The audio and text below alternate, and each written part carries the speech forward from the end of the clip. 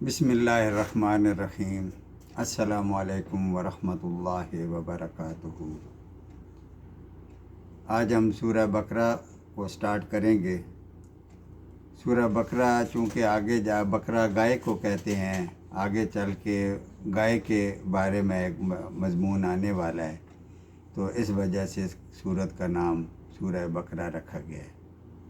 قرآن مجید کی سب سے بڑی سورت ہے، کل 286 آیات ہیں۔ اس کو نبی کریم صلی اللہ علیہ وآلہ وسلم نے سنام القرآن بھی کہا ہے۔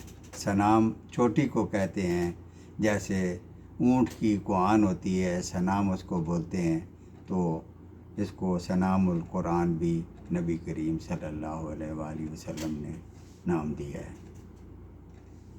الف لام میم، اس کے کوئی معنی نہیں ہے، اس کے معنی نبی کریم صلی اللہ علیہ وآلہ وسلم کو یا اللہ رب العزت کو معلوم ہے۔ آپ دوسرے لفظوں میں اس کو کوڈ کا نام دے سکتے ہیں، جیسے الفا بریوو چارلی۔ یہ وہ کتاب ہے جس میں کوئی شک نہیں، ہدایت ہے متقین کے لیے۔ متقین کون؟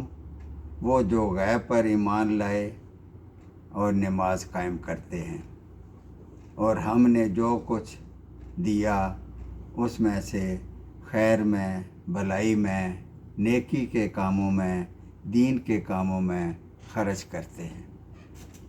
اور وہ لوگ جو ایمان رکھتے ہیں جو آپ صلی اللہ علیہ وآلہ وسلم پر نازل ہوا اور جو آپ سے پہلے نازل ہوا، یعنی تورات، زبور، انجیل اور صحیفے وغیرہ۔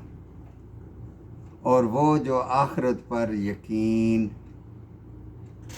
رکھتے ہیں، یعنی قیامت پر یقین رکھتے ہیں۔ سب کے لیے ایمان کا لفظ آیا ہے، مگر قیامت کے لیے یقین کا لفظ آیا ہے۔ وہ اس لیے کہ اعمال کا دار و مدار بھی قیامت پر یقین رکھنے پر ہے۔ اگر قیامت کا یقین ہوگا تو آپ کے اعمال درست ہوں گے۔ اور یہ وہ لوگ ہیں جو اپنے رب کی طرف سے ہدایت پر ہیں، اور یہی لوگ فلاح پانے والے ہیں۔ یقیناً جن لوگوں نے کفر کیا اور اس پر اڑ گئے، برابر ہے ان کے لیے خواہ آپ انہیں سمجھائیں یا نہ سمجھائیں، وہ ایمان لانے والے نہیں ہیں۔ دوسرے لفظوں میں اس طرح کہ اگر کوئی سویا ہوا ہے، اس کو آپ جگائیں تو وہ جاگ جائے گا، لیکن اگر وہ سونے کی ایکٹنگ کر رہا ہے، سویا ہوا نہیں ہے لیکن سویا ہوا بنا ہوا ہے، تو اس کو آپ کیسے جگائیں گے؟ ان کے دلوں پر اللہ نے مہر لگا دی ہے، ان کی سماعت پر بھی اور ان کی بصارت پر بھی، اور ان کے لیے بہت بڑا عذاب ہے۔ اور لوگوں میں کچھ ایسے بھی ہیں جو کہتے ہیں ہم ایمان رکھتے ہیں اللہ پر بھی اور یوم آخرت پر بھی، مگر وہ لوگ حقیقت میں مومن نہیں ہیں۔ یہ اصل میں روئے سخن جا رہا ہے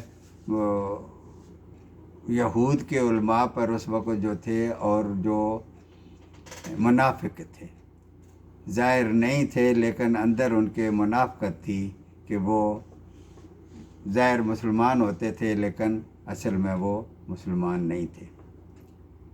وہ دھوکہ دینے کی کوشش کر رہے ہیں اللہ کو اور اہل ایمان کو، مگر حقیقت میں وہ لوگ اپنے آپ کو دھوکہ دے رہے ہیں، انہیں اس کا شعور نہیں۔ ان کے دلوں میں ایک روگ ہے، بیماری ہے، یعنی کردار کی کمزوری ہے، بتاتے کچھ ہیں کرتے کچھ ہیں۔ اللہ نے ان کے مرض میں اضافہ کر دیا ہے، ان کے لیے تو دردناک عذاب ہے،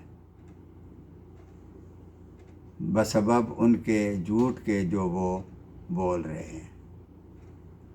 صدق اللہ العظیم۔